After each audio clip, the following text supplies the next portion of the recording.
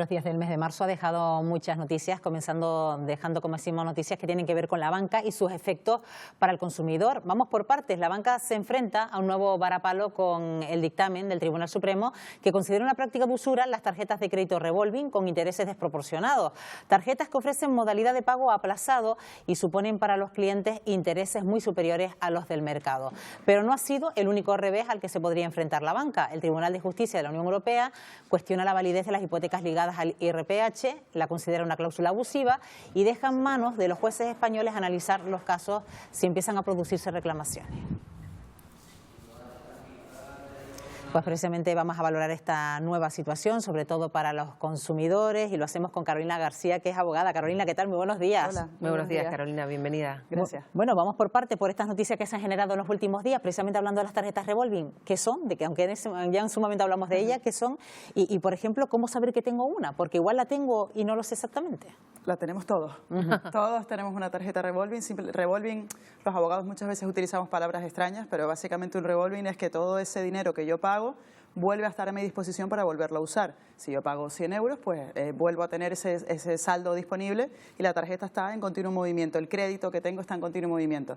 Todos tenemos una tarjeta revolving. Prácticamente todas las tarjetas de crédito funcionan de esa manera, con lo cual todos estaríamos sometidos a ese dictamen, claro, y que podamos la diferencia reclamarlo.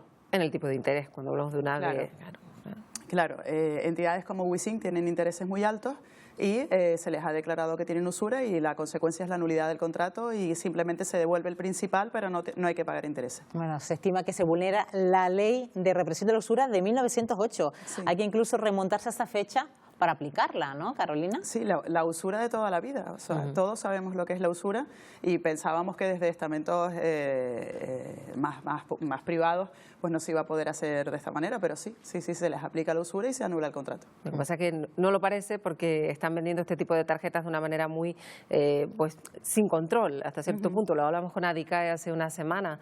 No hay ningún tipo de control sobre los mensajes que se lanzan y los usuarios piensan que están pues contratando un crédito parecido a una tarjeta de crédito normal y no es así.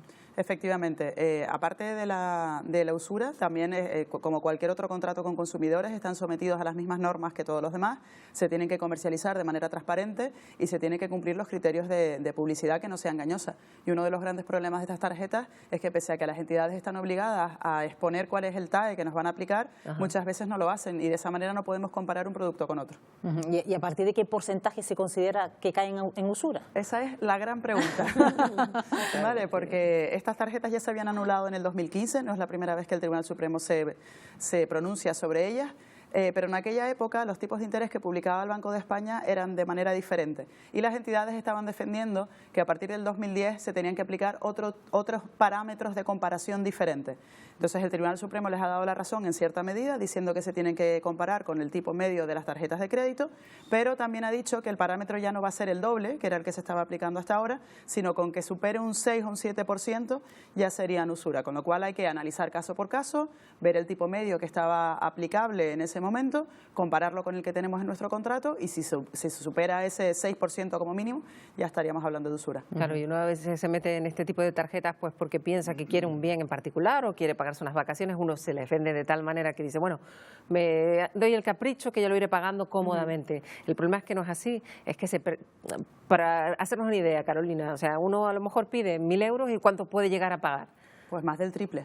El lunes tenía un caso, por ejemplo, en el que la persona había dispuesto 7.000 euros, ya había pagado 16.000 euros y le estaban reclamando 4.800 más. O sea, estamos hablando de más del triple. Claro. Hasta tal punto estos créditos que incluso hay gente que paga cuotas de otras tarjetas para solventar las cuotas de otras y todo esto al final se convierte en algo tan ligado a su vida que, bueno, prácticamente toda su vida va a estar pagando las cuotas de una tarjeta de crédito, ¿no? Efectivamente, de hecho el Tribunal Supremo introduce el concepto que yo recuerdo que se los había comentado, el concepto del cliente cautivo.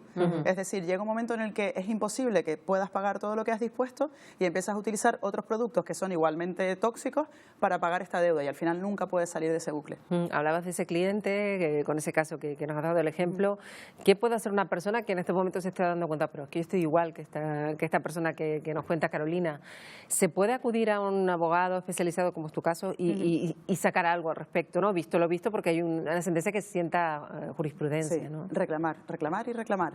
Siempre lo digo, no podemos quedarnos ni tener miedo a reclamar contra una entidad. Tenemos que reclamar extrajudicialmente, nos van a decir que no, es muy probable, y luego poner un procedimiento judicial para que nos den lo que nos corresponde. ¿Y se puede recuperar entonces ese dinero a lo mejor que hemos pagado de más a través de intereses? Claro, la consecuencia, como decía, no solo porque se pueden anular por falta de transparencia, pero la consecuencia de la usura es la nulidad del contrato, solo tenemos que pagar el principal, en este caso pues esta persona solo tiene que pagar 7.000 euros y todo el resto se lo van a devolver. Piensa que pasamos de que te reclamen 4.000 euros a que te van a devolver prácticamente 10.000, ¿vale? Claro. O sea, la diferencia es fundamental. Bueno, estamos hablando incluso de tarjetas que no solo son emitidas por entidades bancarias, también incluso tarjetas de cadenas de supermercados, tarjetas de aerolíneas. Este caso era un caso de Carrefour, hay muchos de Alcampo también, y por ejemplo el Wisin que se analiza en el Tribunal Supremo era un supuesto muy habitual, que era el Popularé, que eran las visas Halcón también, las de los viajes, vamos. Claro, que todo eso pues acaba, y si además uno tiene varias, pues entonces la situación se complica, como decía Estíbaliz, porque acabamos atrapados en una maraña de deudas de la que es muy complicado salir. Así Sí, que en un también, bucle. la cuestión de la cultura financiera de la que siempre hacemos referencia, yo no sé hasta qué punto también tienen responsabilidad los ciudadanos, porque es verdad que si les venden la cuestión tan fácil, a veces caemos, ¿no? Porque no nos queda otra. Claro, la defensa del consumidor es porque siempre vas a estar en una posición de desventaja, sobre todo si no te explican bien los productos, si no hay transparencia en la forma de contratarlo y todo esto. Y más allá de eso, por supuesto, tenemos que mejorar en cultura financiera, suspendemos estrepitosamente en cultura financiera y tenemos que fijarnos siempre en lo que estamos contratando. A lo mejor no contratar la primera tarjeta de crédito que nos ofrecen en el supermercado, sino acudir a otro producto que tenga un coste más inferior. Como decimos, no es la única noticia que nos dejó esta última semana, porque el Tribunal de Justicia de la Unión Europea también emitió el pasado martes una sentencia sobre el polémico índice hipotecario IRPH, resuelve que los jueces podrán sustituirlo de las hipotecas por otro índice legal. ¿Qué viene a decir? Claro, la sentencia del Tribunal de Justicia ha sido fundamental porque hasta ahora el Supremo decía que eso no se podía revisar, que eso afectaba al precio del contrato y por tanto no se podía revisar, con lo cual nos había dejado atados de manos porque no podíamos hacer nada. Ahora el Tribunal de Justicia dice que sí se puede revisar, establece 3 criterios para ver cuándo es transparente, que es la publicidad del índice y que sí se cumple y que se introduzca la fórmula, que también se cumple en la mayoría de los casos, pero introduce un elemento adicional, que es que cuando vamos a contratar nos hayan explicado cuál es el comportamiento de ese índice en comparación con otro en el pasado. Eso es lo que no se cumple nunca. Claro, aquí digamos que estamos hablando, perdona, Estíbaliz, de falta de transparencia, que es la clave, ¿no? Sí. Claro, porque de hecho la gran mayoría de las veces el cliente cuando llega al despacho ni siquiera sabe que tiene IRPH. Viene a consultar por otros temas, que es lo más frecuente, y yo le digo al cliente, ¿usted sabe que tiene IRPH? No, es que no saben ni lo que es. Claro. Entonces, la falta de transparencia en la comercialización ha sido tremenda. Claro, y el comportamiento del IRPH nada tiene que ver con el comportamiento, por ejemplo, del Euribor. Por ejemplo, a día de hoy, ¿cómo podría ser el comportamiento de uno y otro? Claro. ¿Y cómo podría afectar en una hipoteca media? Estamos hablando, se publicaba entre 200 y 300 euros de diferencia por cuota. Si vemos las gráficas, la gráfica del Euribor está aquí abajo porque está por debajo de 0 y el IRPH está en torno a los 2 puntos, con lo cual la gráfica está más arriba, con lo cual el coste de nuestra hipoteca es muy superior si es IRPH frente a Euribor. Claro, ¿y por qué es la segunda índice de referencia? Bueno, primero va el Euribor y luego está el IRPH. O sea, que pese a esa desventaja que apuntas, Carolina, pues es el segundo índice al que se referencia las hipotecas. Efectivamente, es el más usado. En el 2008, más o menos, cuando estaban los tipos de interés altos, se comercializaba como un índice que era más estable que el Euribor. Lo que pasa es que tenemos que saber, a la hora de tomar una decisión tan importante, que es la decisión financiera más importante de nuestra vida, cuál es el comportamiento de ese índice y al final, si no nos lo han explicado bien, pues podremos conseguir la nulidad. ¿Esto puede provocar a partir de ahora una avalancha de reclamaciones, Carolina? Sí, vamos a saturar de nuevo el juzgado de primera instancia 1 de La Laguna y 6 de Las Palmas y el resto de juzgados especializados, sí, porque estos van a los especializados y sí, se espera avalancha de reclamaciones. Bueno, y como siempre apelan a que la gente consulte, se ponga en manos primero de profesionales y no alcanzar acuerdos con el banco porque precisamente a lo mejor pueden perder más dinero de lo que le ofrece el banco respecto a lo que pueden sacar a través de los juzgados, ¿no? Sí, de hecho Ha habido algún cambio de política con alguna entidad financiera en concreto que está empezando a llamar a algún que otro cliente y sí que me he dado cuenta que muchos cálculos están mal hechos. Entonces, cuando le ofrecen el acuerdo, están recuperando menos de lo que les corresponde.